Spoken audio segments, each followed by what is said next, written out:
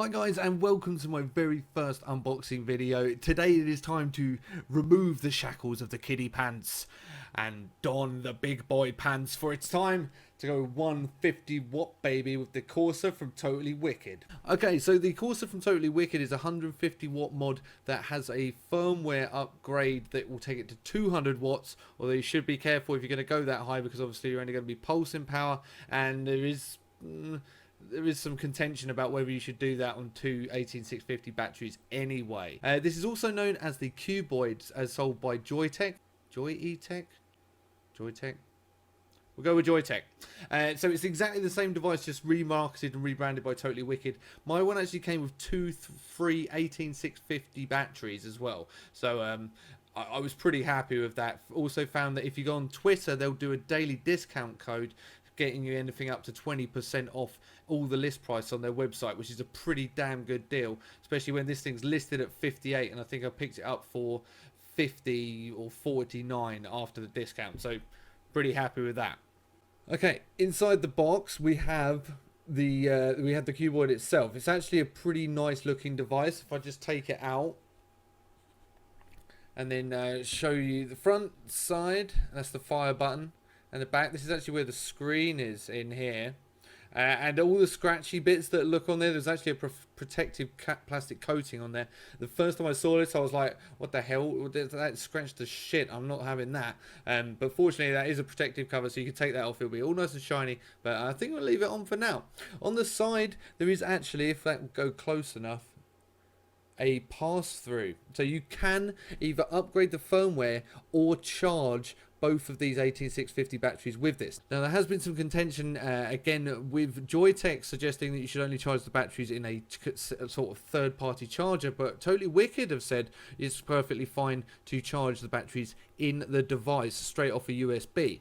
Now, because both of these batteries are individually monitored, it does mean that there is a current going through each one, and you will charge them individually but at a steady equal rate, which means you'll be able to leave it in here, charge it off the USB, and have no fear of one battery getting overcharged or the other one being obviously undercharged. Anyway, on top we have the 510 connection, spring loaded this time, unlike the Kangatech. And if I just give you a little comparison on sizes, that's the side view.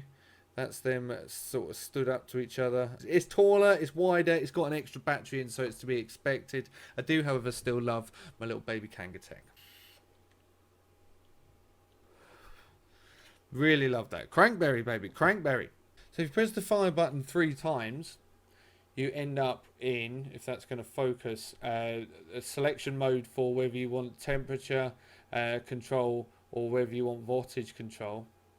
Camera's not really playing the game here, but we'll leave it in power for now. It will go from 1 watt up to 150 with the firmware. It will go up to 200. It will go from 100 degrees centigrade up to 315 degrees centigrade, and from 200 to 600 Fahrenheit. There is a lot of power in this thing, and that's good because I'm going to be running my new tank, which is the Aspire Atlantis V2. So that I can get those new ceramic coils going in there. Weight wise, this thing is pretty bulky with 2 batteries in, but that being said, it is going to be my home vape, so size is of very little importance.